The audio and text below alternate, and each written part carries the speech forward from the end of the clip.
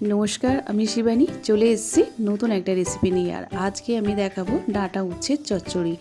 উচ্ছে বা করলা যে কোনো একটা নিতে পারেন।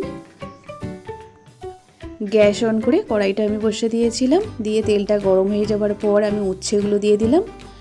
সামান্য একটু নুন দিয়ে দিলাম যাতে তাড়াতাড়ি নরম হয়ে যায় আর উচ্ছেটাও ভালোভাবে ভাজা হয়ে যায়। এইভাবে নাড়াচাড়া করে উচ্ছেটা আমি ভেজে নেব।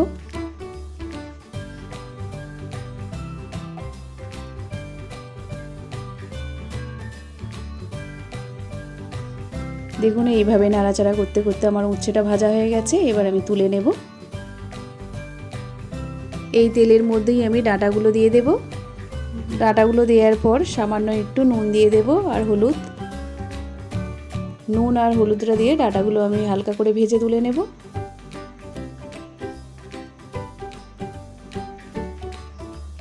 ডাঁটাগুলো আমার ভাজা হয়ে গেছে, এবার আমি ডাঁটাগুলো তুলে নেব।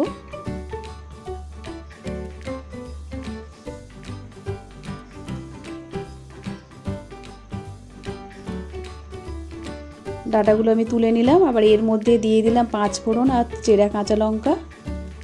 এবার সবজিগুলো দিয়ে দেব। আলু আর বেগুনটা দিয়ে একটু ভেজে নেব।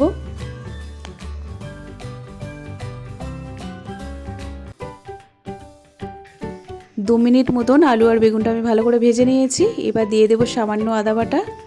আদাটা দিয়েও 1 মিনিট মতো নাড়াচাড়া করে নিয়েছি। এবার শুকনো মশলাগুলো আমি দিয়ে দেবো। এর মধ্যে আছে ধনে, জিরে, শুকনো লঙ্কা গুঁড়ো আর হলুদ গুঁড়ো।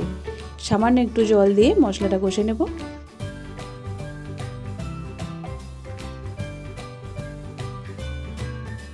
পরিমাণ মতো নুন দিয়ে দেব। এবার এটা ভালো করে কষে নেব। এটা আমার কষা হয়ে গেছে। এবার আমি ডাঁটা আর উচ্ছেটা দিয়ে দেব।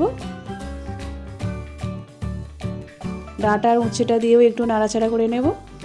এটা অনেক পুরনো দিনের রান্না আর সজনে ডাঁটার সিজনে তো এটা আমি বহুবার বাড়িতে রান্না করে খেয়েছি। আমার এটা ভীষণই ভালো লাগে। ভাবলাম যে আপনাদের সাথে এটা শেয়ার করি। আপনাদের কেমন লাগছে অবশ্যই কিন্তু জানাবেন। ডাঁটা আর উচ্ছেটা দেওয়ার পর খুব ভালোভাবে নাড়াচাড়া করে নিয়েছি। এবার দিয়ে দেব সামান্য পরিমাণে জল। ছোট বাটির 1 বাটি জল দিয়ে দিলাম।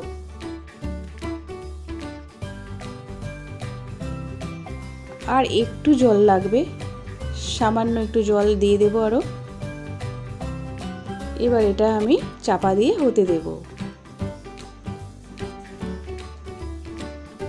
5 মিনিট মতন আমি এটা রান্না করে নিয়েছি। এবার ঢাকনাটা খুলে নিলাম। আলু আর ডাঁটাটা দেখে নেব সিদ্ধ হয়েছে কিনা। হ্যাঁ, আলু আর ডাঁটা সবই সিদ্ধ হয়ে গেছে। এবার এই আলুগুলো সামান্য একটু ভেঙে দেব।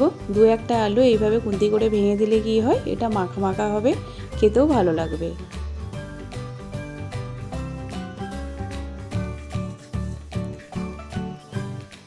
এই রান্নাটা আমার একদম রেডি হয়ে গেছে।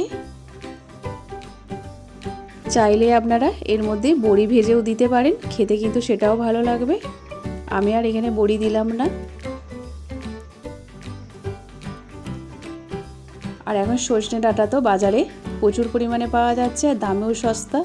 এইভাবে একবার রান্না করে খেয়ে দেখুন, আশা করি ভালো লাগবে। নমস্কার।